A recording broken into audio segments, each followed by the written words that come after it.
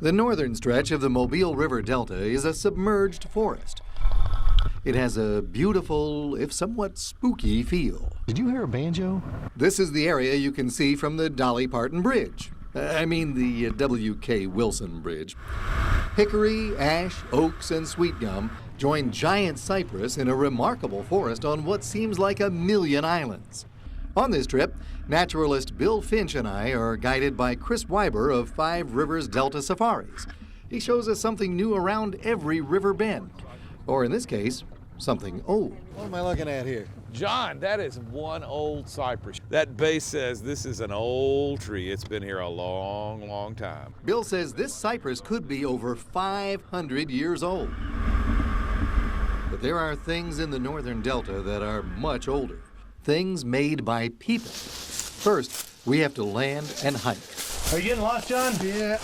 Well, I just chose my own way, you know? I chose the path less traveled.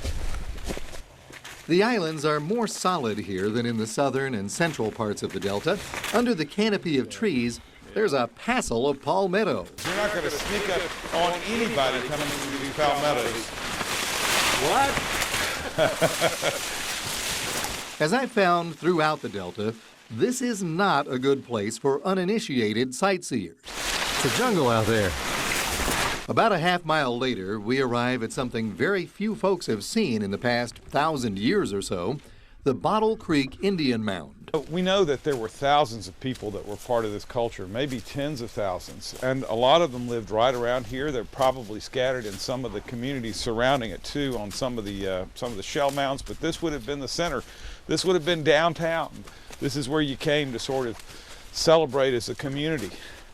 It's hard to show this on TV, but this mound is actually a small mountain, rising steeply to at least 45 feet above the delta. I've seen from people just absolutely awestruck by the mound. Other people say, well, it's just a dirt hill. Now, obviously, this is more than a dirt hill. This mound by itself took over 100 years to construct, one basket of dirt at a time. It was probably even taller when the chief lived on top. You know, and their religion revolved around a solar cycle, and they believed the sun rose in the morning because the chief got up. There were also plazas, canals, and a ball field. What are these? John, these are bleacher seats. You have to use your imagination to see it without any trees, the way it was back in the day. They took their sports very, very seriously. 40, 45, 50. I guess some things never change. Davis! Oh, my God! This is not like Aztec temples in Mexico. There's no gift shop here. It's more like you discovered this ancient place yourself. You know, when we started this adventure, folks told me the Delta was a place that's full of alligators where it's easy to get lost. And you know what? They're right. But the Delta is a lot more. It's full of beauty and mystery, and it's something you should see as long as you're with somebody that can get you back safe.